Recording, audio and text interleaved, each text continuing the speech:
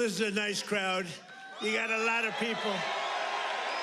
You've got a lot of people standing outside tonight. It's freezing. They got here yesterday like at 2 o'clock in the morning or something. Well, I'm worried about them. Would anybody like to give up your place? Let some people come in from the cold. You go out to the cold. I don't think so.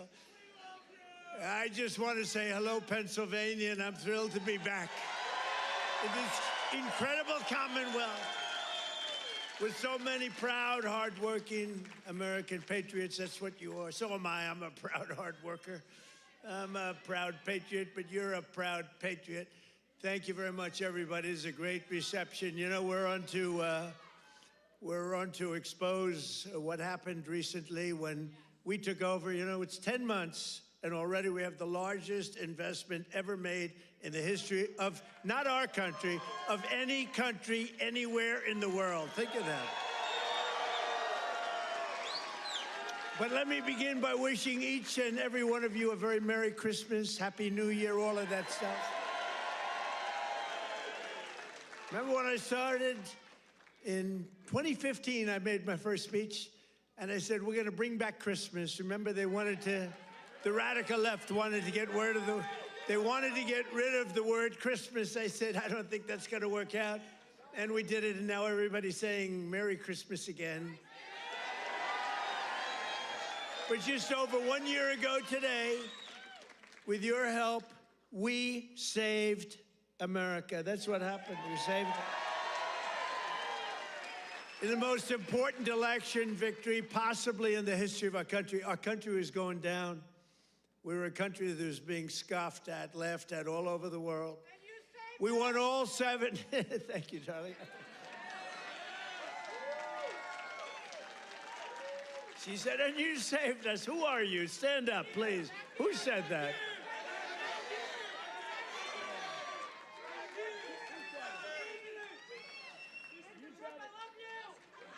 I love her.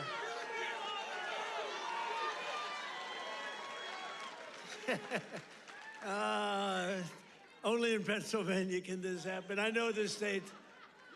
By the way, last election, did we kick ass in Pennsylvania? We won. That means we won 3 times in a row, as you know.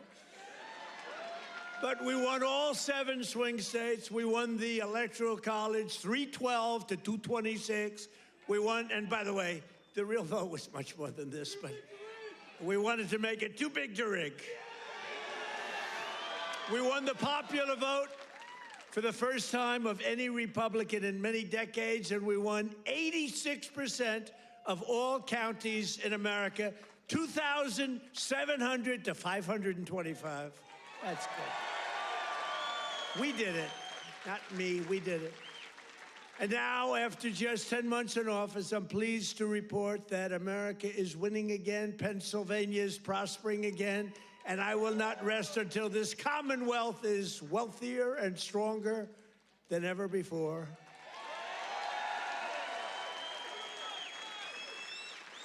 Remember when Biden got up and called you a state? That was not good. He said, it's great to be back in this state. Where are we? Where are we? What state is it? It's Pennsylvania. Oh, okay. No, we're respected again as a country. We're respected. Since my inauguration, we've created nearly 60,000 new Pennsylvania jobs, including 4,000 Pennsylvania manufacturing jobs that the Democrats gave up on. You're doing better than you've ever done. Under our leadership, more than 40,000 Pennsylvanians have been lifted off of food stamps. 40,000. And working with a great guy, remember David McCormick? He used to go to every rally I had. He knew what was happening. And he's here again, as usual. I can't get rid of this guy. Where is he? He got a little lucky, though, you know, in Butler, a place called Butler, Pennsylvania. I love Butler, Pennsylvania, but it was amazing, and we had a tremendous crowd, like 55, 60,000 people. Then I called David. I said, David, come on up. He was working like hell to get elected. It was a tough race. And very few people could have done what he did. But I said, right at the beginning of the speech, I said, David, come on up. Come on up. I want to, this was before the thing happened. And then I looked up and I said, you know what, David, just stay there. I'll get you later. You're so lucky, David. You're so lucky you don't know. I could have had a little differently shaped ear if it weren't for you. You know, you got very lucky that day. People don't talk about that, but I remember I called him up and I said, just stay there. Because he was walking a little bit slowly. I didn't want to take the time. You know, oh boy, that was a good day for you. What a job he did. He's really a great guy, and his wife, Dina, is fantastic. Thank you. Stand up, David. He's a lucky man. Working with Senator David McCormick, we've secured commitments for nearly $100 billion of investments in Pennsylvania. We were up here a few months ago. Some of the greatest energy companies in the world made that. We were doing it on a beautiful day, a little warmer than it is outside today, David. But over $100 billion, and we've saved a great American company. You know, we saved, this little group of people and me, saved a little company called U.S. Steel, and it's hot as a pistol now. And we have the keys to the company. It's always going to be here. It's never moving. They said, what happens if it moves to Japan? I said, you can't move a steel mill to Japan. You can move a headquarters, but the steel mill stays here. That's all that matters. And I will tell you, the company is spending billions and billions of dollars, and there was no second by comparison. Other companies were interested, and they really are. They call me all the time, tell me they're really excited about it. And, you know, they're building a lot of additional plants. It's turning out to be beyond what anyone thought possible, but we had to save U.S. Steel. U.S. Steel was one of the greatest companies, which really, for a long period of time, years ago, the greatest company anywhere in the world. U.S. Steel, you see it with the big factories that were, I mean, 2 years ago. Now it's starting to fill up. The tariffs have filled it up because people are coming here. Other steel companies are coming to Pennsylvania now because they don't want to spend 100%, 50%, 25% of tariffs are all coming in. It's amazing. You know, the word, remember when I said tariff? My favorite word is tariff. True. But then I got a lot of heat from the fake news. Look at all of them back there. I took a lot of heat. I got up early on. I said my favorite, it's turning out, you know, tariffs are bringing us hundreds of billions of dollars. I just helped our farmers out because they're starting to do really well. But in order to try and negotiate, some countries played a little cute, and we just gave them, right out of a tariff money, cost us nothing, right out of the hundreds of billions that we've taken in, we gave the farmers a little help, $12 billion, and they are so happy. And all they want is a level playing field, and now it's happening. And the tariffs are making them rich. It's going to be, you're going to see what happens over the next 2 years. It's like a miracle is taking place. But we've taken in hundreds of billions of dollars, really trillions. Scott, we have the great Scott Bessent. Scott, stand up. And if you add to that all of the companies that are pouring their money to building plants in Pennsylvania and many other states, auto plants, AI plants, plants of every type, which we would have never had if we didn't put the tariffs on. Did you see where Europe now is saying, I think we got to start doing what Trump is doing. We've got to start putting on tariffs because we're getting our asses kicked, and it's true. But Scott, if you really think about it, it's trillions of dollars, not billions of dollars, right? So it's amazing. It's the smart people understand it. Other people are starting to learn. But the smart people really understand it. 1 year ago, under Sleepy Joe Biden, have you heard of him?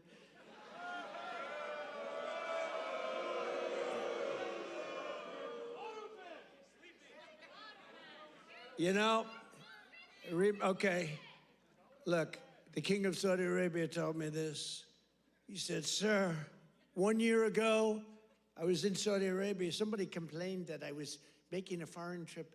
I went to Saudi Arabia, Qatar, and UAE. I brought back $4 trillion. They said, he shouldn't be traveling. He should focus on home. What the hell do you think I'm doing? And 250 Boeing jets. I brought it back so much, everything. Then they say, he should, you know, the stupid people, they say, he should be leaving our country. Yeah, let's sit around and twiddle our thumbs. It's, no, it's sort of crazy, right? But 1 year ago, the king of Saudi Arabia said it. He said, sir, 1 year ago, you were a dead country, dead. They were focusing on China. They were looking for, you know, who's next on line, frankly. And he's a good man. And the Emir of Qatar said it. UAE said it. The big company, the big, smart country said it. We were a dead country 1 year ago. We were dead as a doornail. We were going down the tubes. And now we're the hottest country anywhere in the world. There's nobody close. Sure.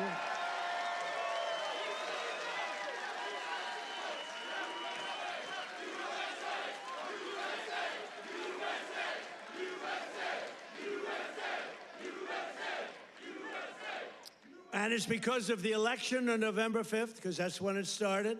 You saw what's happening with recruitment in the military. The enrollment is the highest we've ever had. And you know, right before November 5th, we couldn't get anybody in the military. We couldn't get police. We couldn't get firemen. We couldn't get anybody. And after November 5th, that's when it started. Right now, we have the highest enrollment we've ever had, the greatest recruitment days we've ever had in the military. It's amazing. So it's November 5th, and it's also, again, it's a thing called tariffs. And I told you, I was about to say that, you know, because I love the weave, the weave. You know what the weave is? You go here, bing, bing, bing, bing. You always have to get back to the right location. But otherwise, they'll criticize you for straying from the speech. By the way, if I read what's on the teleprompter, you'd all be falling asleep right now. But it's true, 1 year ago, and during periods of time, I'd say my favorite word is the word tariff. I love it more than any other word in the dictionary. And the fake news said, that's terrible. What about God? What about family? What about religion? What about your sons, your daughters? What about how terrible that's this? So I moved it back to fifth. I have it to fifth, and now I'm in no trouble with the fake news, you know? They said, what about religion? They always find, so you have to weave a little bit with the punches. You have to go, you know, the boxers, you got to go with the punches. But it's been amazing what's happened, and it's been amazing. It's a transformation of our country. I have the greatest oil man anywhere in the world. I see him sitting right there, Chris Wright.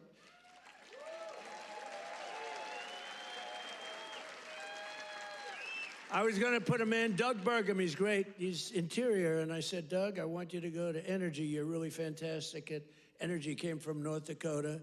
Big fracking place, state. He'd done really a great job. He was a great governor, I would say, right? Really great. And a great person. He's doing a fantastic job. I said, I want you to head up energy. Sir, I'd be good, but I'll tell you, there's one man out there. In the whole world, there's one man out there who would be better than me. Who is it? A man named Chris Wright. Who the hell is Chris Wright? Give me a break. I never heard of the guy. Well, you never heard. He's the biggest there is. He's the smartest there is. The greatest oil man in the world. Chris Wright. I said, I got to see this guy. And after about 2 minutes, I understood exactly what Doug was saying. So I said, okay, Doug, you'll go to Interior. You work with, because interestingly, Interior owns all the land that has the oil. And he has all the expertise that drills the oil. And I said, you know, we'll do a friendly merger here. This is pretty good. And that's what we did. And we're right now drilling more oil than we've ever done ever before. Prices are way down. We just had 4 states. It was just reported that 4 states had $1.99 a gallon. Right? We're so moving. So I want to introduce Chris Wright. Stand up, Chris.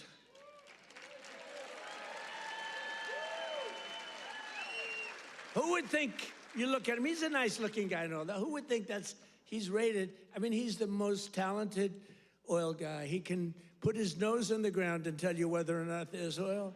Other people have to spend billions of dollars on machinery and equipment, and it doesn't work. So I want to thank you. You're doing a great job. And is it true? We are right now, energy overall, not only the oil and gas, we are right now involved in more energy and have more energy in the works by far than we've ever had before. Is that right? Yeah, not even close. Yeah. And I have no higher priority than making America affordable again. That's what we're going to do. And again, they caused the high prices, and we're bringing them down. It's a simple message. If I had one message tonight, you know, this is being covered like all over the world. This is crazy, because I haven't made a speech in a little while. You know, when you win, you say, oh, I can now rest. So Susie Trump, do you know Susie Trump? Sometimes referred to as Susie Wiles, Susie Trump. She's the great chief of staff at the, they don't use the word chief of staff anymore because of the Indians got extremely upset. But now the Indians actually want their name used, which is true. They never didn't want it used. But the chief of staff, and she's fantastic, she said, we have to start campaigning, sir. I said, I won. What do I have to do already? They said, we have to win the midterms, and you're the guy that's going to take us over the midterm. Where's Susie? Susie, come on, Susie. Look at Susie. Susie's the greatest. And who do we see there? We even brought our superstar today, Caroline. Stand up, Caroline.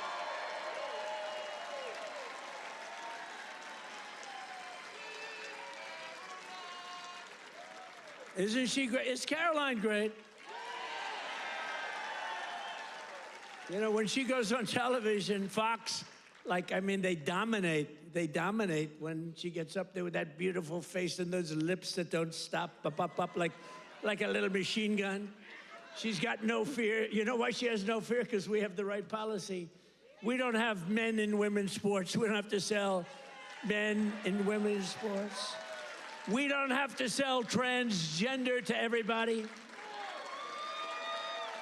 We don't have to sell open borders where the whole world is allowed to come into our country from prisons and everywhere else. So she's got a little bit easier job. I wouldn't want to be the other side's press secretary, right? Thanks, Carolyn. Great job. We appreciate it. But that's our message. They gave you high prices. They gave you the highest inflation in history, and we're bringing those prices down rapidly. Lower prices, bigger paychecks. You're getting lower prices, bigger paychecks. We're getting inflation. We're crushing it. And you're getting much higher wages. I mean, the only thing that's really going up big, it's called the stock market and your 401ks. That's going up. But I say it, you know, and I said it the other day, and a lot of people misinterpret it. They say, oh, he doesn't realize prices are high. Prices are coming down very substantially. But they have a new word. You know, they always have a hoax. The new word is affordability. So they look at the camera and they say, this election is all about affordability. Now, they never talk about it. They never talk. Thank you very much. They say I'm not allowed to run. I don't know what the hell that's all about, but that's okay. He said 4 more years. You see the new hat? We have 4 more years. 2028. We have all sorts of hats.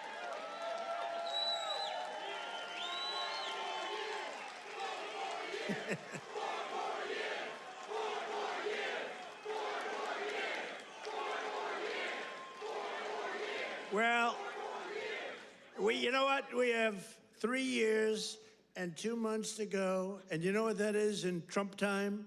3 years and 2 months is called eternity. We have a long time. We have a long time. But under Biden, real wages plummeted by $3,000 a year. Under Trump, the typical factory worker has already seen their wages increase by more than $1,300, and that's in just a few months. And for construction workers, it's $1,800 up versus $3,500 down, and I think their number is wrong. It's much lower than that. For miners, do we love miners? I love miners. I don't know how they do it, going 10,000 feet under the ground, and they wouldn't trade jobs with me. if I gave them a beautiful, magnificent penthouse in the middle of Manhattan, where I used to live, if I gave them the most beautiful penthouse, they wouldn't take it. They'd rather go 10,000 feet underground and dig. That's what they want. For miners, their wages went up $3,300, and we're bringing back coal. But my administration cannot talk about anything else except when they say the word coal, they have to precede the word by 2 words: clean, beautiful. So we only call coal clean, beautiful coal. Is that right, fellas? Because coal needs a little public relations help. It's a very powerful fuel. It's used by China. You know, China makes all our windmills, but they don't have any wind farms. It's a little interesting, isn't it? Wind is the worst. That's a scam. They ruin your valleys, they ruin your peaks, the most expensive energy. The only ones that get rich are the developers who make a fortune. You have to change the windmills. And most of them are made in China, but China has very few wind farms. You know why? Because they're smart. You know what they do have? A lot of coal. They love coal. So that's okay. But we have clean, beautiful coal, and we brought it back into vogue. We have nuclear, we have oil and gas. We have sort of everything. We don't approve windmills. We don't approve it, I'm sorry. We don't like things that kill all our birds. And that every time you put one up, only the guy that owns it makes a lot of money. Those guys, what a joke. And they are ugly, you're right, sir. But Democrats talking about affordability is like Bonnie and Clyde preaching about public safety. And they are really truly the enemy of the working class when they do it, because we're gonna have a great energy policy. You know, our oil prices are coming down very substantially, energy prices.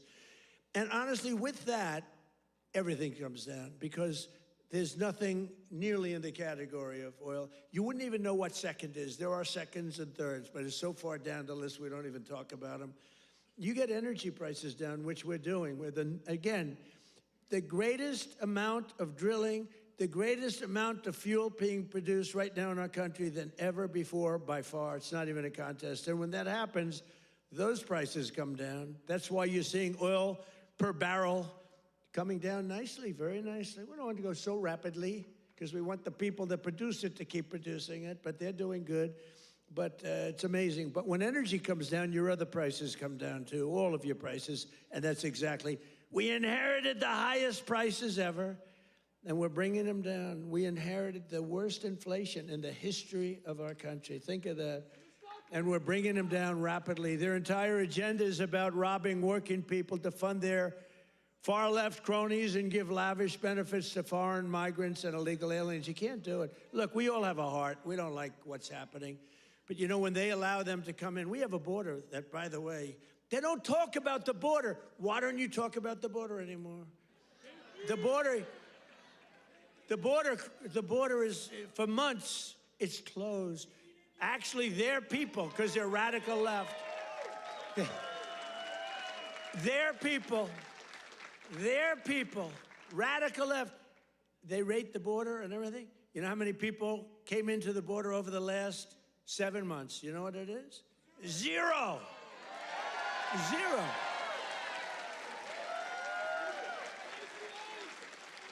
Except for the ones that came in legally, right? Legally.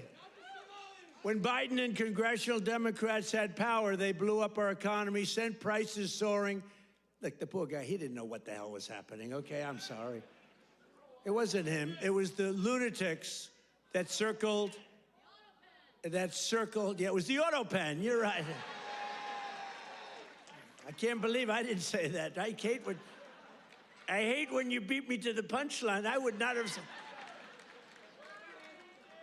Well, I'll tell you, I'll give the fake news a little breaking news. So I believe, and I may be correct, but we're checking this. We have a bad head of the Fed. Bad. We're going to be making a change. Fortunately, this guy's out. But we have 4 members appointed by Sleepy Joe Biden. Which is better, Sleepy Joe or Crooked Joe?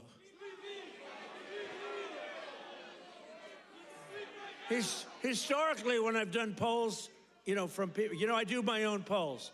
I go to a big arena. We have 20,000 people. I say, which you like, Sleepy Joe or Crooked Joe? And I learned, I save millions of dollars. I don't have to do any polling, okay? Typically, Crooked Joe wins. I'm surprised. Because to me, he's a sleepy son of a bitch, who destroyed our country. If we didn't come along, and it's not me, it's all of us. If we didn't come along, this country was destroyed, I'll tell you. It would have been destroyed. But now Democrats in Congress want to take us straight back to the Bidenomics. They don't change. And I don't really talk about it because, for instance, I watched a congressman the other day on a television show. They were interviewing a Democrat. He was fighting like hell for men to play in women's sports, okay?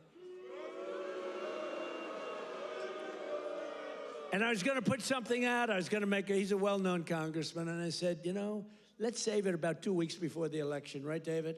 We don't want to do it now. What the hell good does it do now? Let's save it for about 2 weeks because we don't want them to change. Just let them keep going.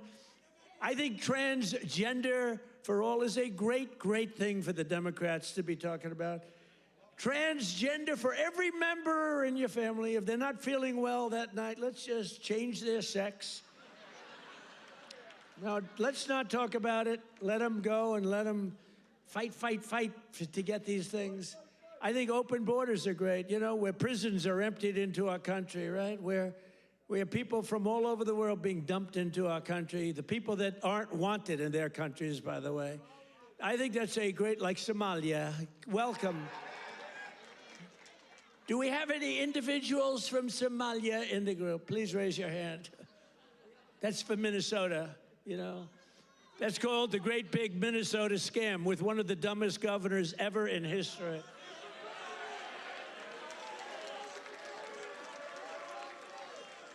I love this Ilan Omar, whatever the hell her name is, with the little turban. I love her. She comes in, does nothing but bitch. She's always complaining. She comes from a country where, it's considered about the worst country in the world, right? They have no military, they have no nothing, they have no parliament. They don't know what the hell the word parliament means. They have nothing, they have no police. They police themselves. They kill each other all the time. I love it. She comes to our country, and she's always complaining about, the Constitution allows me to do this. We ought to get her the hell out. She married her brother in order to get in, right? She married her brother. Can you imagine if Donald Trump married his sister? Beautiful. She's a beautiful person. If I married my sister to get my citizenship, do you think I'd last for about 2 hours, or would it be something less than that? She married her brother to get in. Therefore, she's here illegally. She should get the hell out. Throw her the hell out. She does nothing but complain.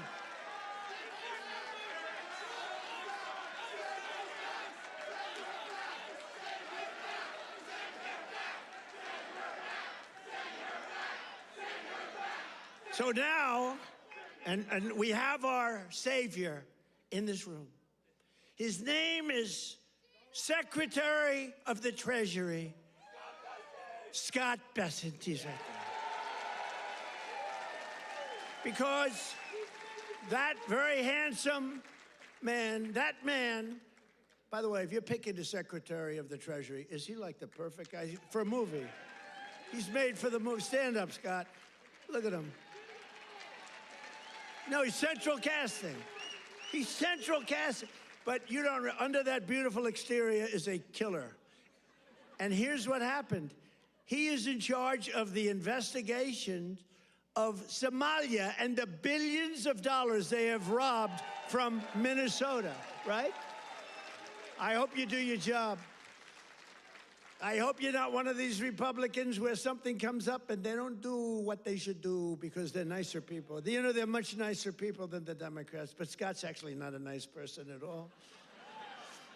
So, Scott, you're in charge of that investigation? Okay, I'm not interfering at all.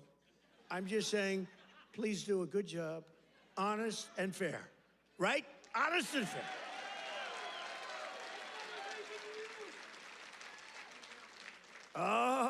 if he's honest and fair, you know what he's going to find?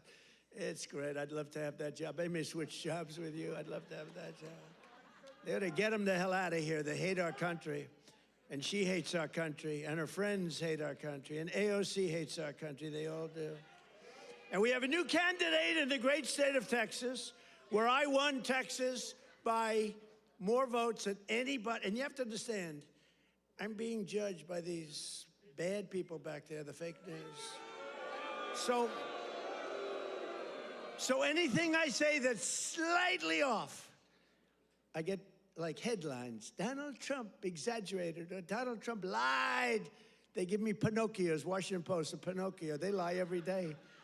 They give me a Pinocchio. But think of this. If I make even the slightest mistake, what they do is they go after me. Everything I say is correct. We have now a new candidate.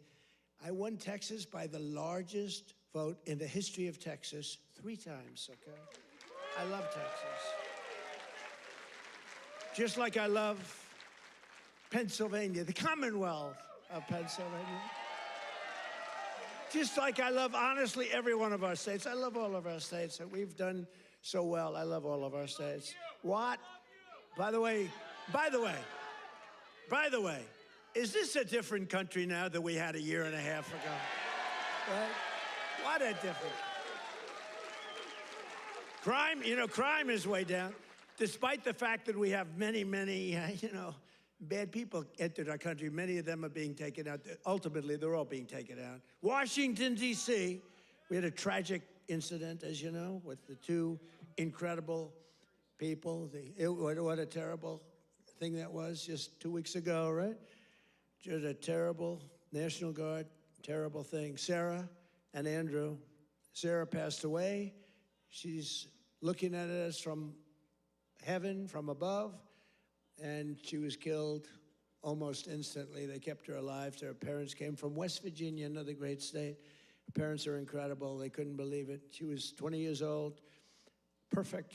She was just getting a little promotion. They were so proud of her. She was on her way up, and she was shot in the head, the brain, shot in the head. They were able to keep her alive long enough for her parents to come in from West Virginia and say goodbye to her. And Andrew is the second one, who's also from West Virginia National Guard, incredible people. And so they were both from West Virginia. And his mother's named Monica. And Monica's the most positive person I've ever seen. The night that he was so badly hit and the doctors gave him almost no chance, I called their hospital room and spoke to her. And she said, sir, he'll be fine. Oh, no, I'm telling you, I'm praying. The whole country is praying. Sir, I'm telling you, don't worry about it. He's going to be fine. This is the mother talking to me. And the father's like devastated. He's an incredible guy too, both. And I went and invited them to the Oval Office, and they came in. She said, sir, he's fine. It was amazing, actually. And today, Monica, she said, we're all praying, and I'm praying. And then she called to say, sir, he moved his finger today. This is like 3 days later. He moved his finger. And today I got a call that he got up from bed. Do you believe that? He got up. He got up.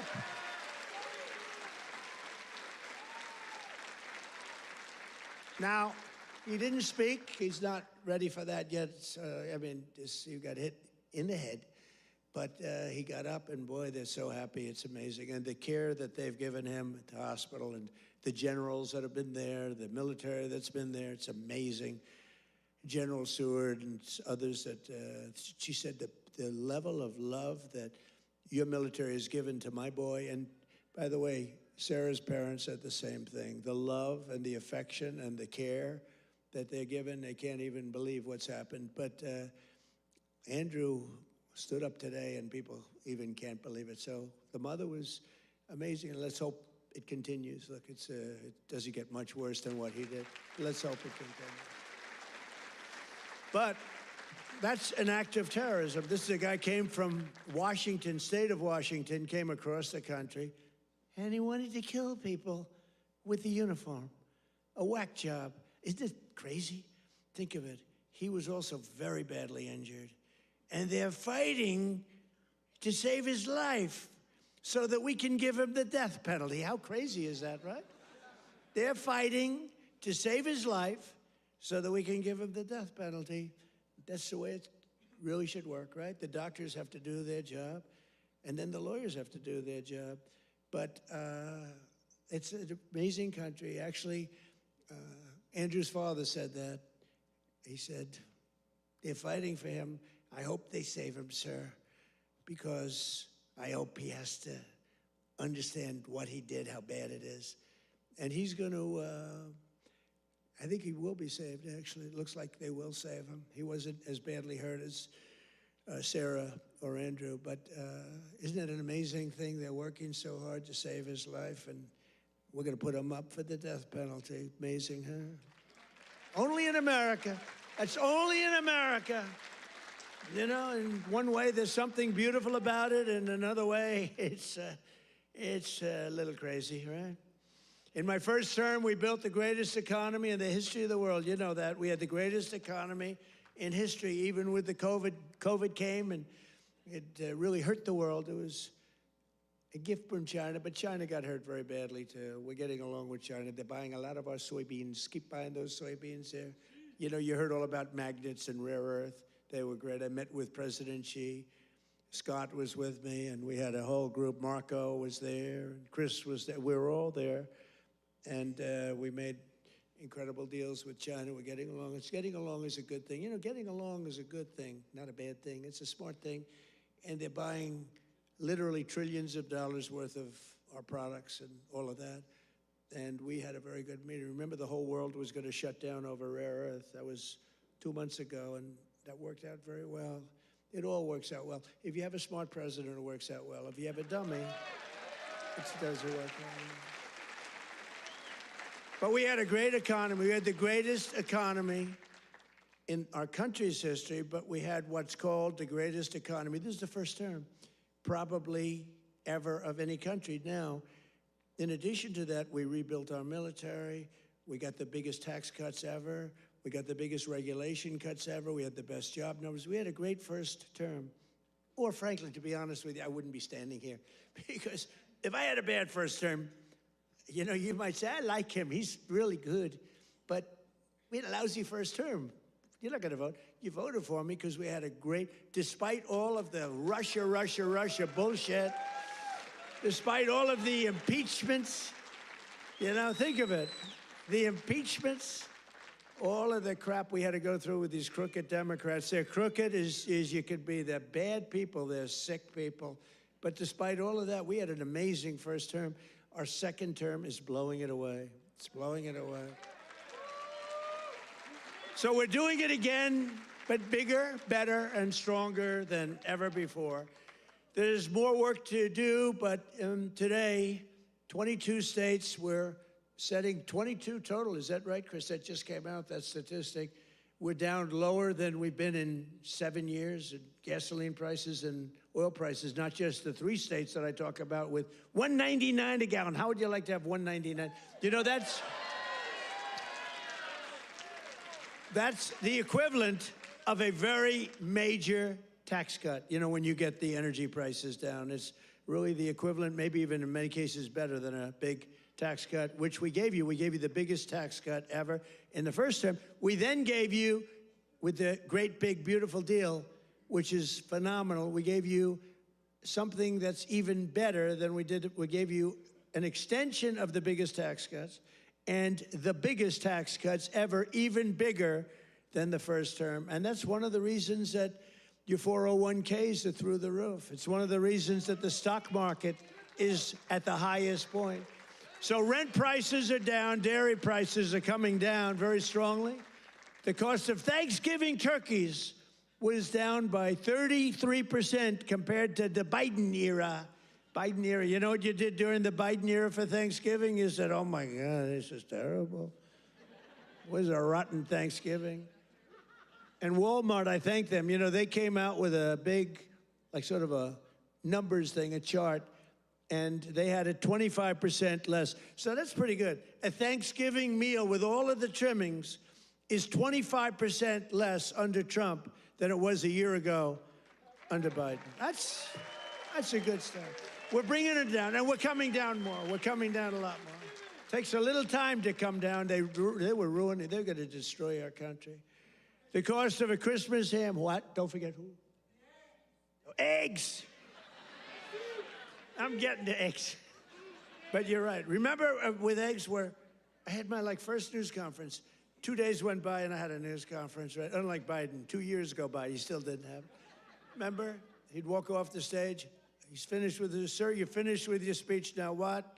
You finished what? And then he'd walk into a wall. What he did, and it wasn't him, it was some really smart, radical left lunatics. What they did to our country, we can never forget. We can never forget. But you remember the first eggs? We remember the first 3 days. I just got there. Sure, what's these people? 2 of them are there, right there.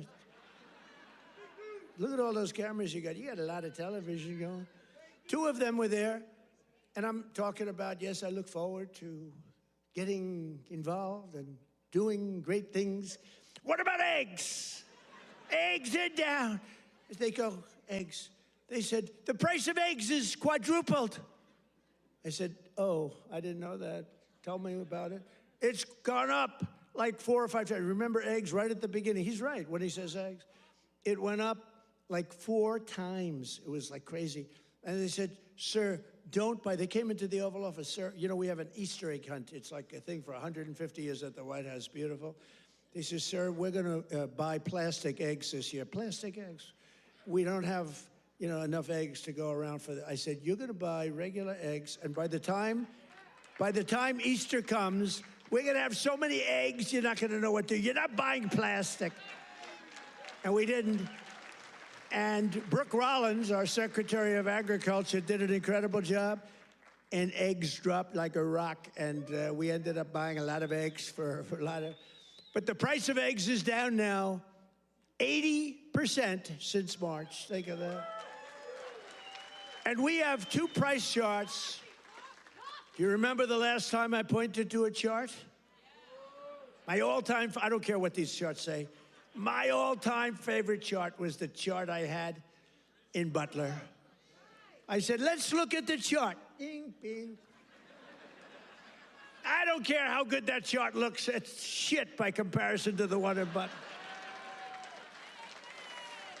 It's nothing.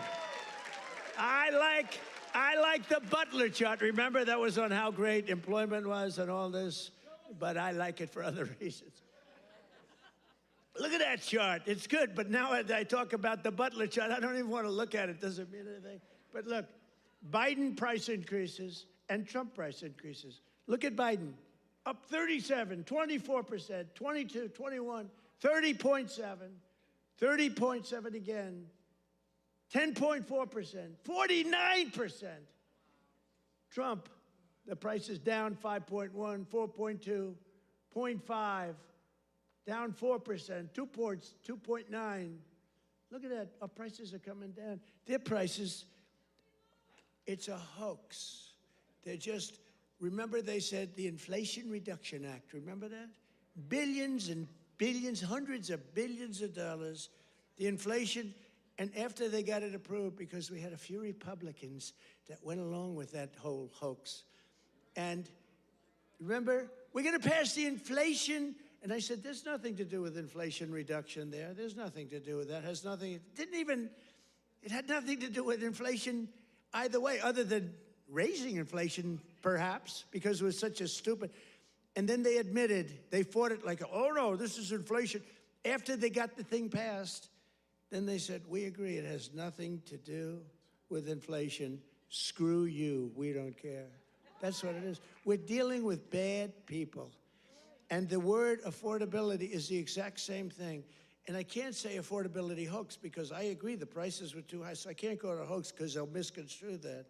But they use the word affordability, and that's their only word. They say affordability. And everyone says, oh, That must mean Trump has high prices. No, our prices are coming down tremendously from the highest prices in the history of our country. And look at that chart. Let's see the next one. You have another one, I think, mortgage rates. Even with a lousy Fed chair. We have a lousy Fed chair. Oh, and by the way, it looks, you're going to have to check this, please. I just heard it could be that all 4 commissioners in the Fed signed by Biden, including Too Late. You know who Too Late is? Too Late, pal? Jerome Too Late. He's too late with his interest rates for a reason. He's a bad guy. He's not a smart guy, but he's a bad guy. Too Late. Is he going to lower rates a little bit finally? Did you see where Jamie Dimon, respected guy, said, you got to get the rates down, you schmuck, you know? But I hear that the auto pen may have signed those commissions. If they signed those commissions, now maybe I'm wrong, but we're going to check. Have you checked that? Are you hearing it? Who signed it? Did he sign it or did the auto pen sign it? I'm hearing the auto pen. You know, you can't use the auto pen unless it's very strongly authorized, unless you show you know what the hell you're doing, which is impossible of him to show. So, I don't know. I think it's something we have to look into. You put people there that are not authorized to be there. I know I signed Chris Wright. I signed everything, but I signed Chris Wright. If I gave you an auto pen, they could throw you the hell out of here, Chris. The difference is they would do it, you know? We try and be too nice. No, would you check that, Scott, okay? Because I'm hearing that the auto pen could have signed maybe all 4, but maybe a couple of them. We'll take 2. So look at that, Biden. I love that laugh. Who's the woman with that great hearty laugh? That's a woman that likes Trump. That's how beautiful. Anybody can laugh with that happiness. She likes Trump. He likes Trump, too, with the hat. Yes, that's right. Thank you. Thank you, man. Thank you. So Biden, new yearly mortgage cost increases, and Trump, new yearly. Look, we went down with our rates. They went up with their rates much. That's a lot. So with us, you save $2,900, almost $3,000. And with them, you go up. It costs you $15,000. You don't hear that because the fake news doesn't tell you that. And these are charts. These are government charts. These are not made up by Donald J. Trump. These are government charts. Do you have a third chart? Because I like these charts very much. Not as much as Butler, but I like them. You have any other charts? Because so far they're playing quite well. Oh, look at that. Real wages. Look at that. Losses and Trump real wages gains for the typical worker. Wow. I mean, that's incredible, right? So look at the amount of loss, 18.5, 106. What the hell is that all about? Is that even possible?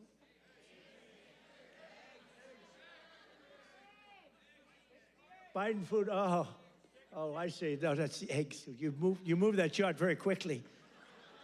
I said, what's going on with that chart? They did, that was Houdini did that. Because I was saying, boy, I really like the numbers having to do with real wages, but, you know, they've played very well. But this plays very well, too. So, yeah, Biden food price increases, Trump, look at that. Look at that. So ours are decreases, all decreases, and they're moving down good. But look at AIDS, 106%, and we got them down 15%. Look at those numbers. But you don't hear that from the fake news. You don't hear that. What do you think of that, David? I think we're going to have to do something. You know, we should impeach him, but he's gone. I guess we can't, right? By the way, if it were up to them, numbers like that, they would have impeached. Those numbers are terrible, and those are government numbers. So thank you very much, everybody. It's good. We have a couple of other charts we're going to show you, too, that are just terrible. We're also working to bring down the cost of health care. Obamacare is a scam. Under Obamacare, trillions of dollars were given directly to health insurance companies. Their stocks are up 1,700% in a very short period of time. Would you say that's good? Obamacare's primary purpose was to pay off insurance companies. You know, the insurance companies back the Democrats very heavily. I want to give billions of dollars directly to the people. I want to take all of the billions and billions and actually trillions, but over a period of time. And I want to give all of that money we give to the big, fat, rich insurance companies. I don't want to give them nothing. I want to give nothing to the insurance companies. I don't want to give all, because they're sucking our country dry with this scam by the Democrats. That was Obama, and I've always said it, Obamacare, but now you see the numbers because your premiums are going up on Obamacare and everything. It's forcing everything up. But we want the money go directly to the people. We want you to go out and buy your own health insurance, and you'll get much better health insurance at a much lower cost. Everybody knows this is the best way to go, but the Democrats, they're bought and owned by the insurance companies. So let's see how many of them have the guts to vote for this. You know, we're putting in bills where all of that money, hundreds of billions of dollars, goes to the people to go out and buy your own health care. And everybody's different. Some are young people, some are older people. It's a much different, really, set of criteria. In 4 years under Biden, Democrats secured less than $1 trillion in new investments in our country. Think of that, though. And we've done, in 10 months, we've set the all-time country record by many times. I'm going to get the exact numbers, many times. 18, what are we over 18, right around 18 trillion? We could hit $20 trillion in the first year. With 10 months, 18 trillion versus less than 1 trillion. And I'll tell you what, it was going to go down. If it wasn't going to be like even anything, it would have been negative because companies were pouring out of our country. The stock market is set 51, this is in less than 10 months, the stock market is set 51 all-time record highs. There's never been anything like that. Bum, bum, bum, bum, bum, bum. It's at, think of that, it's at 51 all-time record highs in less than 10 months. That was as of about 3 weeks ago. Before I entered office, 100% of all new net jobs were going to migrant workers. Think of that. 100% of new jobs were going to migrant. These are government numbers, by the way. These are not Trump numbers. These are government numbers. Because they say, well, did Trump come up with these numbers? No, I didn't come up. I'm just... Migrant workers and illegal aliens got 100%. But since I took office, 100% of all net job creation has gone to American citizens. How about that? Now, how about that? Even I will give myself a hand. Now, think of it. 100% went to American citizens before 100% went to people that came into the country illegally. Again, many of them from prisons, many of them gang members, drug members, Tren de Aragua. More Americans are working today than at any time in the history of our country. That's why when they ask about the economy, you know, you have fake polls. How's Trump doing? You hear these numbers. How's Trump doing on the economy? I was interviewed by a very hostile group today. I said, why am I doing these people? They're hostile. But they were relatively fair because they can't beat you. I don't mind. I can be interviewed by anybody. Were you concerned if you're doing badly, you don't want to be interviewed by bad people. But they can't do anything to you because the numbers speak. It was Politico. I did an interview today. It was a good interview because they have no ammunition. The one person said to me, it's unbelievable. Our economy is unbelievable. There's never been anything. But the Democrats go out, prices are too high. Yeah, they're too high because they caused them to be too high. But now they're coming down. One of the most important ways we're defeating inflation is by unleashing American energy, including oil, gas, and clean, beautiful coal right here in the Commonwealth of Pennsylvania. Did you know I went to school in the Commonwealth of Pennsylvania, right? The great Wharton School of Finance. I love the Wharton School. Became a little liberal, but these are minor details. But the Wharton School, one of the greatest schools in the world. I went here and I loved it. I loved the school, and I love Philadelphia. Philadelphia's gotten a little rougher. But we're going to take it.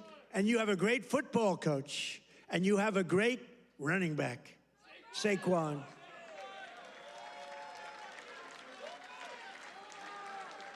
You know, I got to know Saquon a little bit, and my hand will never be the same. I patted him on the back. I said, Saquon, let's go. You're my partner today. Let's go win. Being out. Because it was like I hit a piece of steel. I said, what the hell is with you, Saquon? That's pretty, he's good. But he's a better football player than he is a golfer, trust me. He's so strong. Those muscles are, yeah.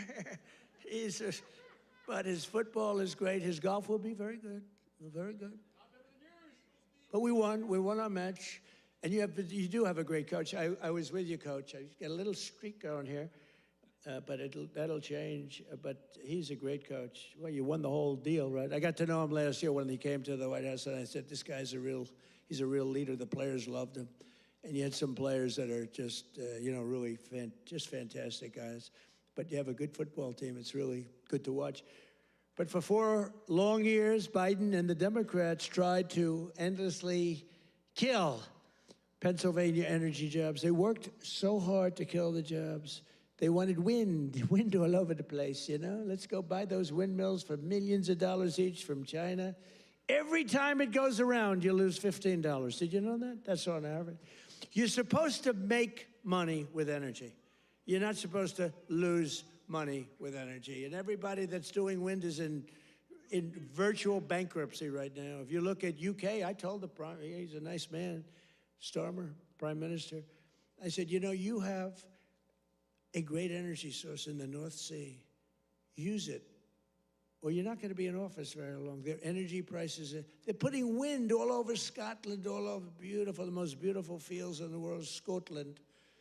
All over beautiful. Oh, we have some Scottish people here. Where the hell did you come from? We have Scottish people. But they're putting wind all over Scotland. The people are not thrilled with it. And it's costing them a fortune. They have the most expensive energy. And I said, I'm going to do you a favor. You could be there for a long time. Open up the North Sea oil. One of the greatest oil. And, they like to say, well, it's very well depleted. No. It's good for another 500 years, and they haven't even found most of it yet. And if you look at Norway, they have a section of the North Sea, which in theory isn't as vibrant, and it's a very rich country. They have a tremendous worth because of the North Sea. But UK has to, if they don't go back to oil, I think a lot of bad things are happening to Europe. That their immigration policies are so bad. Is so bad. They're destroying our beautiful Europe. I love Europe. They're destroying Europe, and they better do something. I'll give them just some free advice. I'm focused here, but I give them free advice. They better be careful because immigration and energy are going to destroy Europe. On day 1, I ended the war on Pennsylvania energy. I just terminated something that was insane. And we all love Elon. Elon was up here campaigning, right? But I said, Elon, I think electric cars are great, but not everybody wants an electric car. And I ended the insane electric vehicle mandate where everybody was supposed to have an electric car by the year like 2030 or some ridiculous year like that. It's not going to be that way. I don't think it'll be some like hybrids, some kind of like gasoline powered. I mean, the nice thing about gasoline is we have 2,000 years worth of we have more gasoline, we have more oil and gas than any country anywhere in the world. Is that right? And they want us to go to batteries. Let's go to batteries. We don't have battery content. So let's go to batteries, according to these morons that were in our country.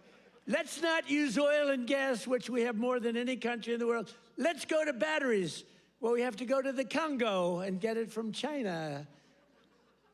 But I actually stopped the war with Congo and Rwanda, and they said to me, please, please, we would love you to come and take our minerals, which we'll do. But I stopped the Green New Scam. It's a total scam. And, we had, they used to call it global warming. Then they called it 15 other things, and none of them worked. So they came up with climate change, remember? Climate change. Because you can't go wrong with climate change if it goes up. Remember, global warming, and then the temperature started going down like a rock. Remember? We had global warming, and they sent that big, beautiful ship with all scientists on it. and it went into deepest Alaska. It went up through the ice. And the global warming, it was getting so warm, except unfortunately they had a bad few weeks. It got so cold that the ice just crushed the ship. We had to take those poor bastards out by helicopter. The scientists, they said, one guy was petrified of helicopter. He said, I have a choice, go down in the ice with the ship or go in a helicopter. He chose the helicopter, he made it. But we have a very simple policy, right, Chris? Drill, baby, drill. We have a simple policy. And natural gas production is booming. Coal mining is up by 2.4 million tons a month. And we're also reviving Pennsylvania manufacturing. And with our historic tariffs, steel production is roaring back. We're building steel mills all over the country. And U.S. steel is coming back at a level never thought possible before. And I was up.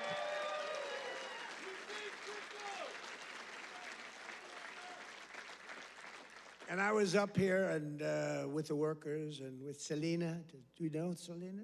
Does everybody know? And with some other people. We were up with some great people, and we spent the whole day, and they were determining whether or not they want to make which one of the deals. I went to the workers. I said, which one do you like? We picked the right one. As I said before, billions of dollars they're spending, and the steel workers are doing phenomenally better. I think you're going to do better than you've ever done before. You were losing all of your steel. If we didn't have tariffs, you would have no steel. We wouldn't have one steel mill anywhere in the United States, and that would be really bad for, Scott, national security. We need, the one thing you need steel. You know, you can give up certain products. You can give up pencils. Because under the China policy, you know, every child can get 37 pencils. They only need one or two, you know. They don't need that many. But you always need steel. You don't need $37 for your daughter.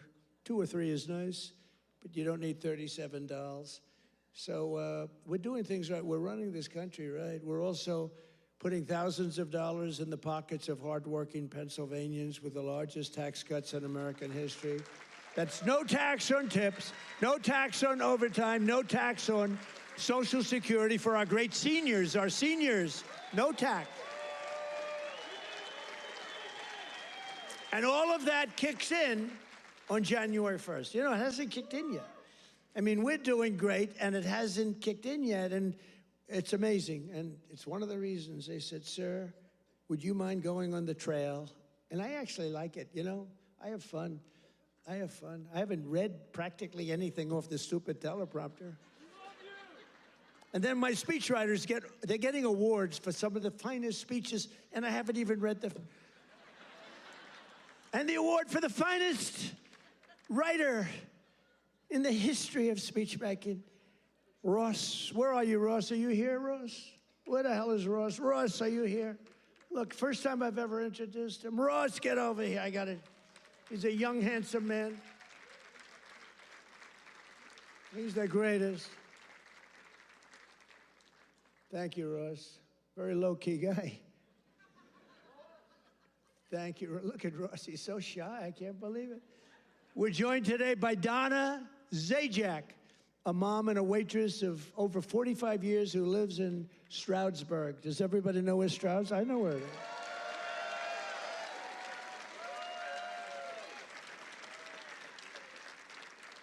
Because of no tax on tips, Donna estimates she will keep hundreds of additional dollars every single month, and she'll put all of that money toward her daughter's dream of becoming a veterinarian. That's a good, right? That's a good thing.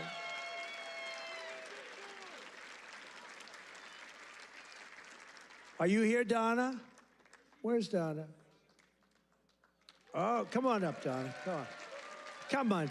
You want, say a few words. Look how beautiful she is. She stood up. She wasn't supposed to come up, but when I looked at her, I said, come on up, Donna. Look how beautiful she is. You're not allowed to say that anymore. You know, in politics, if you say somebody's beautiful, that's the end of your political career. I say, I don't care. I don't care. Come on up, Donna.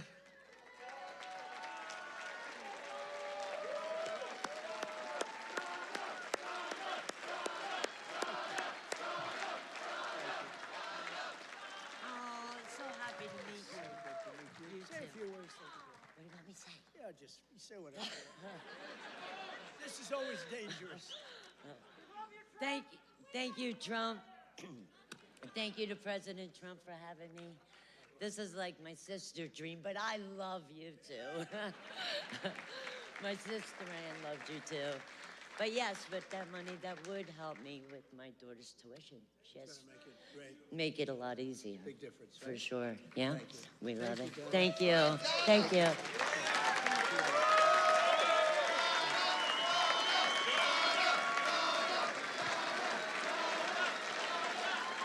A star is born. That's all I say. A star is born. Is your sister here? Is your sister here, Donna? Are you? Oh, hello. How are you? Good family. Well, thank you. Thanks, Donna. That's beautiful. Also with us is Marine Corps veteran Sean Downey, who now serves as a firefighter and a local first responder.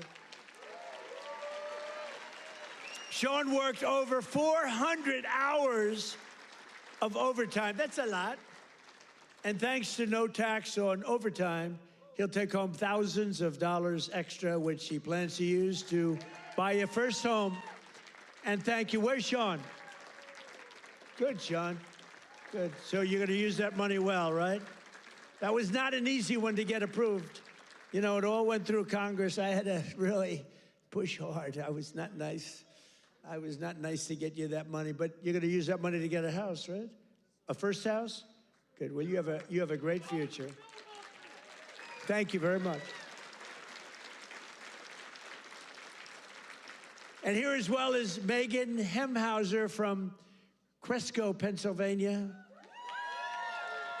Megan's husband works 10 to 15 hours of overtime a week operating heavy equipment while she bartends and waits tables at night and homeschools her two children during the day, getting more and more prevalent. Homeschooling getting more and more, it's happening. That's okay, it's good. But thanks to no tax on tips and no tax on overtime, more than a quarter of their income will be tax-free. Megan, do you want to come up? Come on, Megan. Come on up.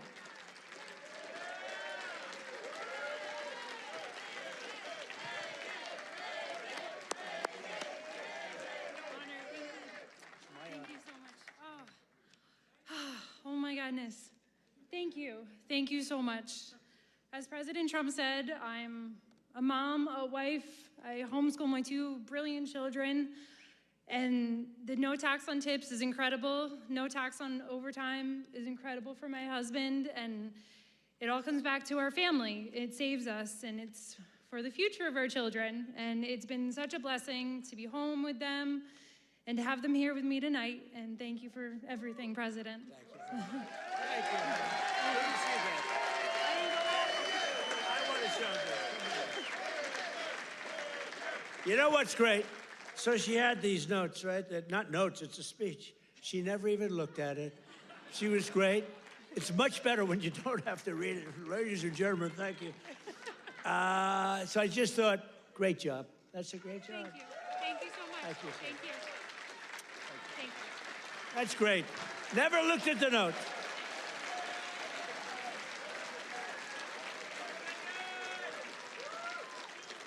She never looked at those notes. That's pretty cool. I have a lot of professionals sitting right here. They'll get up and read a speech. But Megan didn't have to do that. Another key part of our tax cuts is known as Trump accounts. Under this new program, the federal government will be creating an investment savings account for every single newborn American child with $1,000 to be invested and grow over the course of their life, right at the beginning of birth. Friends, family, employers, and loved ones will be able to add thousands of dollars a year, and it's like a trust fund for every American child. It's going to be something, and it's really exciting. And I want to thank Michael Dell and his beautiful Dell computer. Go out and buy a Dell computer. He got it started. He put up $6.25 billion. And he started with nothing. Think of that. And he just put that up, $6.25 billion. Michael Dell, thank you wherever you may be. Michael is probably in Texas watching us. right now. And his beautiful wife. They're a great couple. His wife is incredible. Every single Democrat in Congress voted against these unbelievable benefits for American families. Why would you vote against? Money is being put up, big money is being put up. And you know, these kids, when they get to be 18, 20, 21, 30, 35 years old, they could have $100,000, $200,000, and they're going to be rich. I mean, they're going to feel rich, and they're going to be watching it grow, and they may be helping it grow. Who knows? You never know. But it's going to teach them. It's going to be a great thing. This was Michael and some other people's ideas. They wanted to do this, and they spoke with their wallet, too. They put up a tremendous amount of money. So I just want to thank Michael Dell, his wife and family, and everybody else that was with us the other day. It was a big day, and it's a big event. But we're joined today by some of your representatives who voted to put more money in your pockets. And these are great people. And I introduced David. I'm going to ask him to stand up again, because David McCormick is a really great man in the truest sense. He won a race. You know, he really did well the first time, too, but some bad things happened, right? And very few people are willing to do that again. And to be honest, if he would have lost, I know his wife. She's a beautiful woman, extremely into the social scene, but respected by everybody. She would have left him if he lost. And I told him that. Dina would have left him. She's that way. Hey, we can't help it. That's the way she is. So I said, David, you're taking a big risk if you run again, because if you lose twice, your wife is leaving you. And he wasn't worried. Stand up. David McCormick. Yeah. He was so great. He followed me every single time I spoke. He was there, and he got up and he'd speak. And I'll tell you, we had big crowds, David, and the audience listened to you. In fact, they liked him more than they liked me in some cases. I was thinking about, let's keep him off the stage. But they really loved you. And you've been a great senator. And you have a great wife. Thank you very much. Thank you.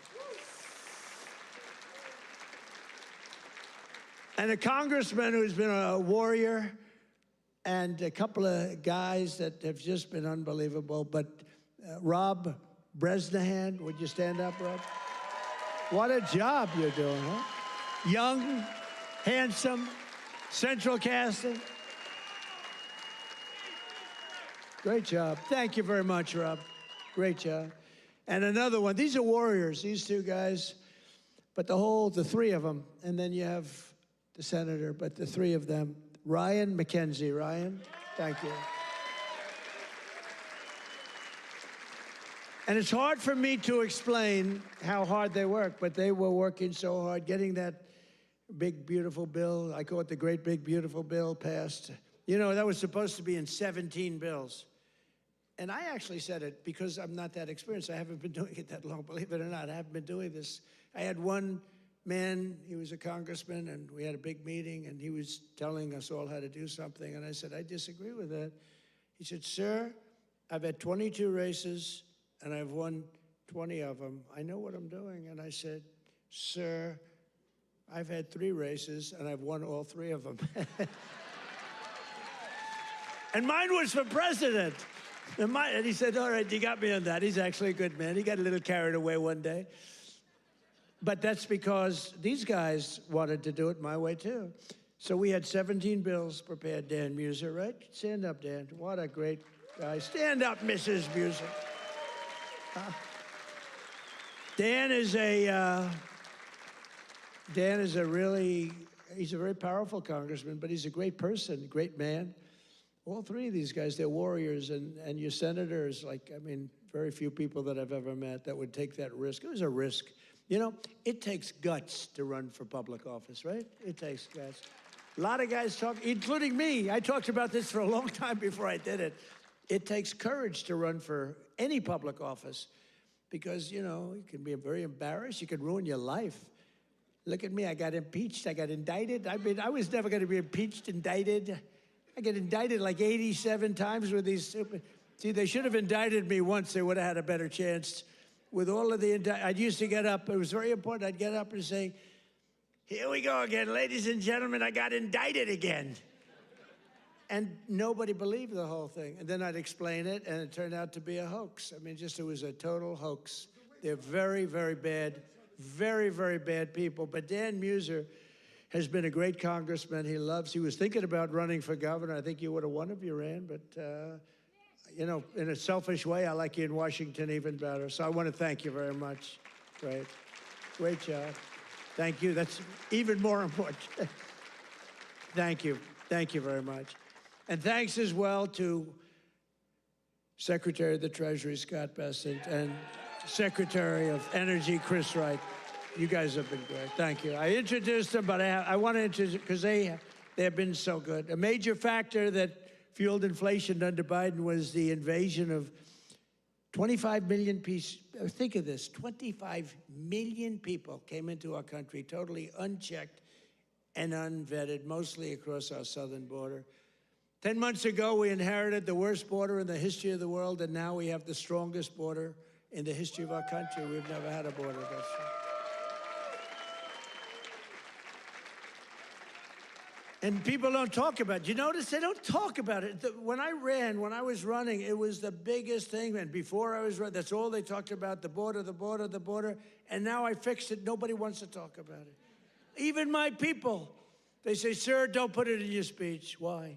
Because nobody cares about the border. You fixed it. No, but you know how bad that is? Because they forget what you did. We had a border that was so bad, everybody, criminals, everybody pouring into our country, anybody. You know, the Congo, I just settled that war. The Congo, their entire prison population was set into our country. Venezuela, their entire prison population was dumped into our country. And now we have the tightest border we've ever had. We have one of the strongest borders anywhere in the world. I would say there's one country that has probably a stronger border. You know what that is? You know what that is? North Korea. North Korea, I think, has a stronger border. But other than North Korea has 7 walls of wire, and each of them has 1 million volts of electricity going through it. So if you get over one, you're dead for the next one. If you get over one, you're in very bad shape. If you get over 2, you've set a record. So I don't know, Scott, I think we give North Korea the safest border, don't you agree? You know, but ours is pretty safe. And I want to thank Pete Hegseth and the military for helping us.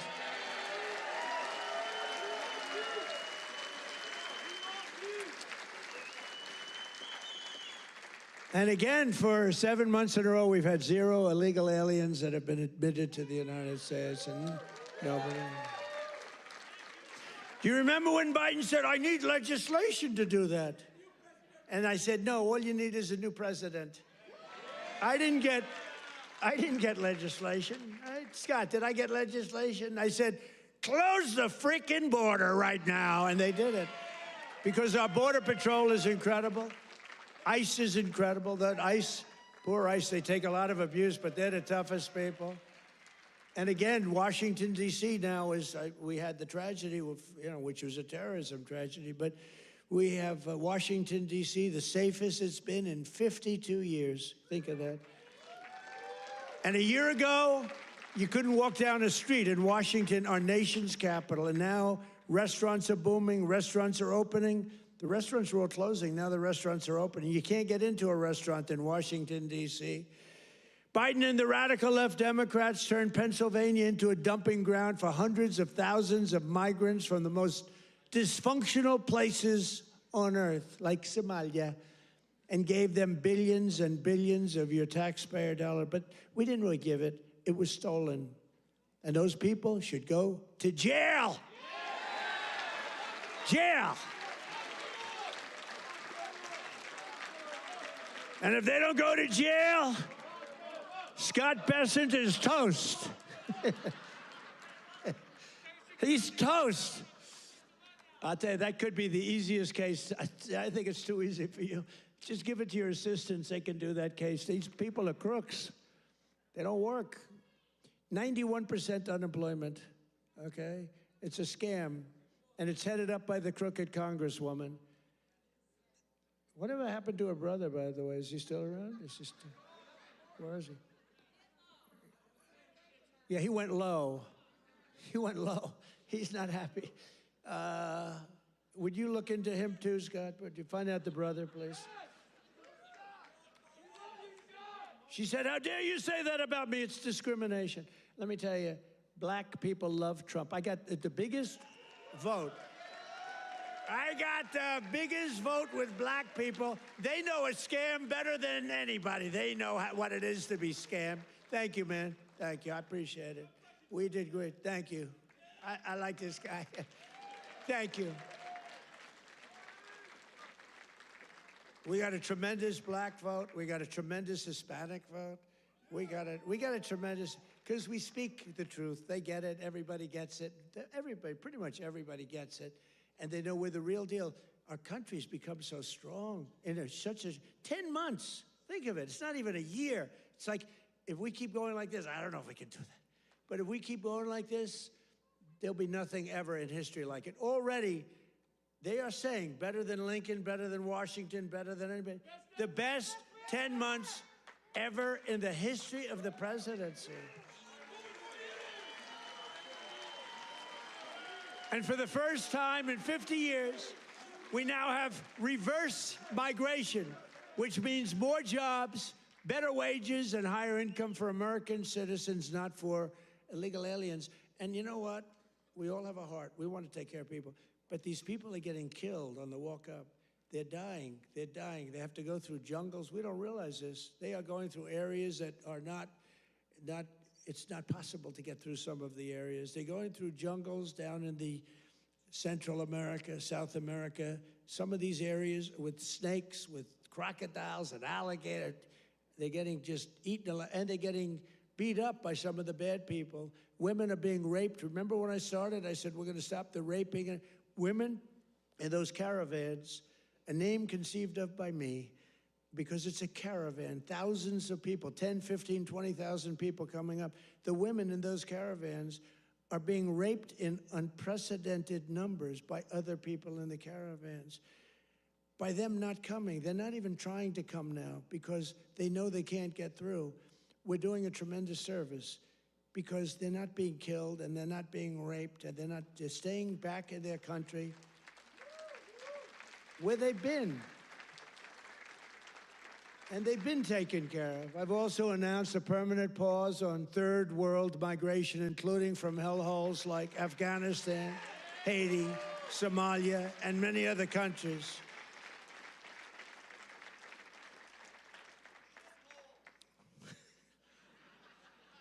I didn't say shithole, you did.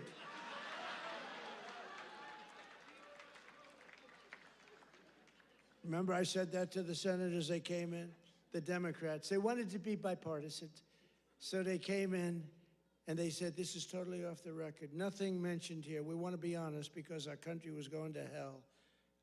And we had a meeting.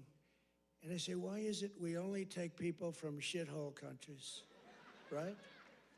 Why can't we have some people from Norway, Sweden, just a few? Let us have a few. From Denmark. Do you mind sending us a few people? Send us some nice people. Do you mind?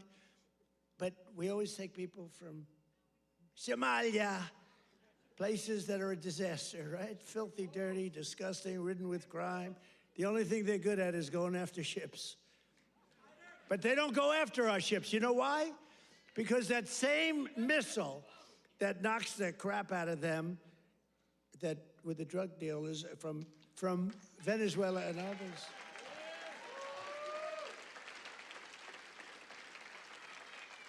That same missile, think of it, from hundreds of miles away, we have the greatest military, we have the greatest equipment, we make the greatest equipment in the world. I bought more equipment. We rebuilt the military in the first term. Then Stupid Joe gave a lot of it to Afghanistan, but it was a lot, but relatively little. But we're still adding to it a lot. But I'll tell you what, I'm looking at this big tough guy with the red hat on. I like that guy. But stand up, let me just see what you look like. Nobody's gonna mess with him. Okay, he's central casting. Thank you very much, very good. I see he's enjoying it. I like people that enjoy things because you gotta smile about this whole thing. But that same missile system that hits the center of everyone. Remember, every boat that gets hit, we don't want to do that, but every boat that gets hit, we save 25,000 American lives, every boat. And when you view it that way, you don't mind. But we have that same system aimed at Somalia, and if they go and want to raid our ships, and not our ships, worldwide shipping, you know, they used to go and take the ships. When one or two of them get hit, they say, we'll pass. So we've cut down drugs, 94% coming in from sea. 94, right? 94%, Muser. 94%, Muser. That's pretty good. We're trying to figure out who the hell are the other 6%. They're finding it very hard to get people to navigate those waters. The problem is nobody wants to go fishing anymore either. They don't want to get in boats. They don't want anything to do with boats. I think we've destroyed the boat market. Other than that, it's been very effective. We've cut it down 96%. Think of that. And now we're going to do land, because the land is much easier, and it's even more prevalent. If you don't share our values, contribute to our economy, and assimilate into our society, then we don't want you in our country. We don't want you.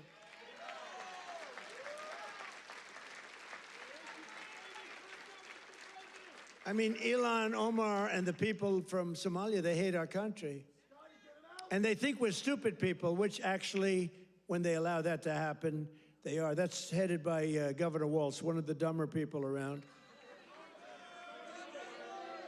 No, but think of it. He's given not like peanuts, billions. These are people that don't work in their own country. Their own country's a failure. They have no money there. And yet they come into our country and steal tens of billions of dollars.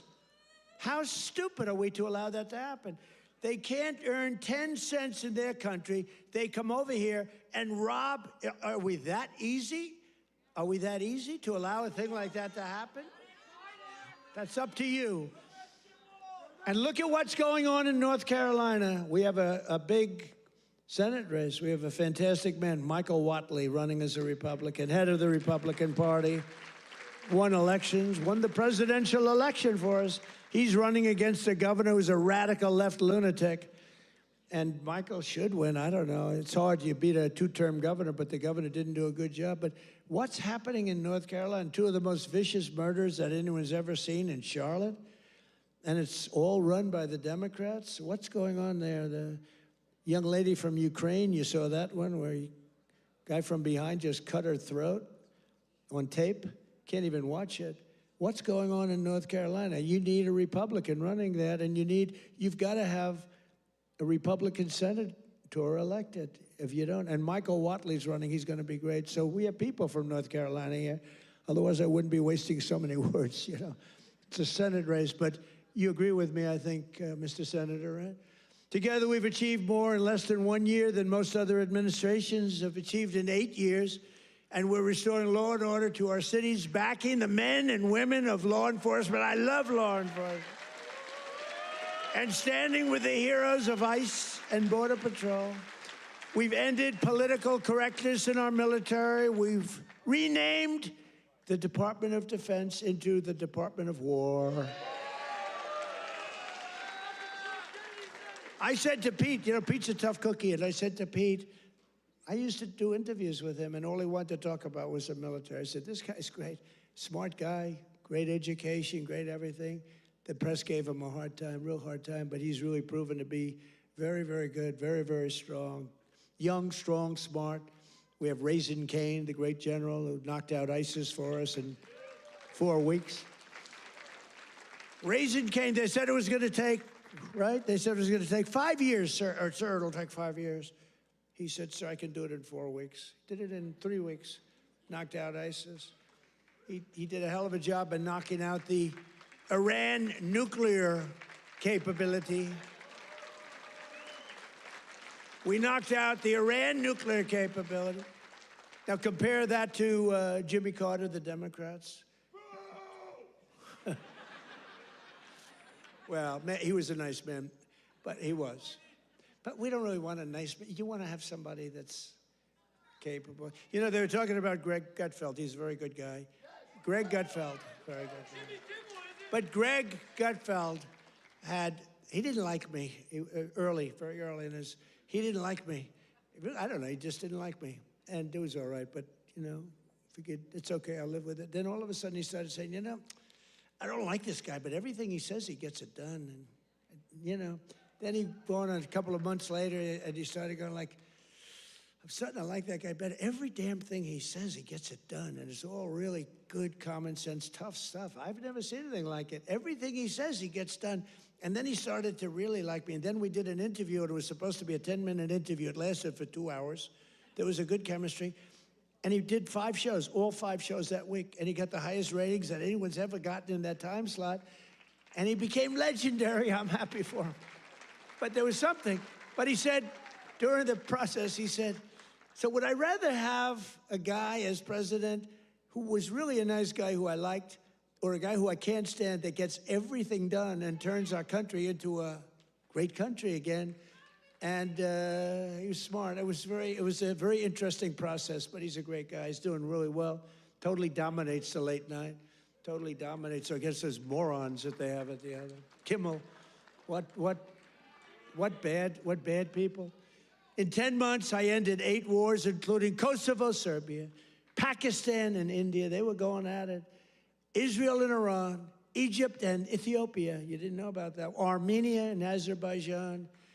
And I hate to say this, one named Cambodia, Thailand, and it started up today. Tomorrow I'll have to make a phone call, and I think they'll get it. Who else could say, I'm going to make a phone call and stop a war of 2 very powerful countries, Thailand and Cambodia? They're going at it again. But I'll do it. So we're making peace through strength. That's what we're doing. We've cut federal funding for any school that pushes critical race theory or transgender insanity. No more money. We banned the chemical, surgical mutilation of children. Think of this.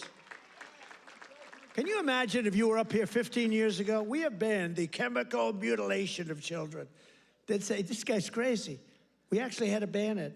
But think, can you imagine that? Or I have stopped men from playing in women's sports. They'd say, this guy's crazy. Men don't play in women's sports. Stop men. Well, that's another thing. We stopped men from playing in women's sports, and we're restoring the name of a great president, William McKinley, to Mount McKinley in beautiful Alaska.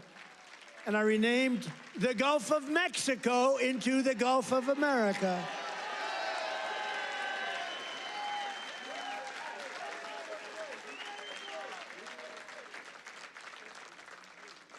So in conclusion, from the shipyards of Philadelphia to the steel mills of Pittsburgh, these are great places. Maybe some of you don't even realize it, you know. You get used to it a little bit too much sometimes, but these are great places. From the union halls of Scranton to the kitchen tables of millions of Pennsylvania families, we're bringing prosperity and pride surging back to this magnificent Commonwealth. We're bringing it surging back. You're hot.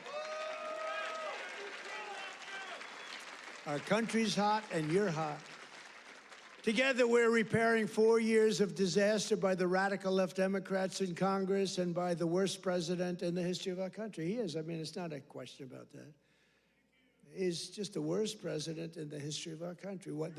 The damage thank you very much. The damage he's done to our country is something we can never forget.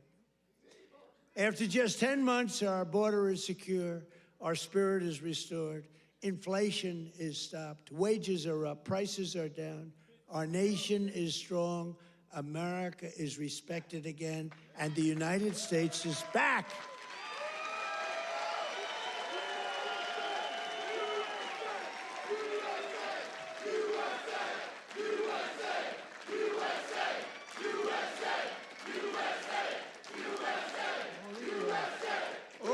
People, right?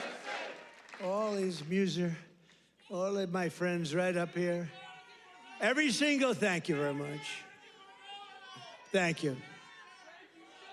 Thank you. Appreciate it. He looks like The Rock. You look like The Rock. Stand up. Let me see what you look like. Yeah, look at that. The Rock would be very happy with that look. Every single day of this administration, we will keep on working for the hard-working American citizens, people that love our country. We will fight, fight, fight, and we will win, win, win. And with your help, we will make America powerful again. We will make America wealthy again. We will make America healthy again. We will make America strong again. We will make America proud again. We will make America safe again. And we will make America great again. Thank you, Pennsylvania. Thank you. We love you, Pennsylvania. Merry Christmas.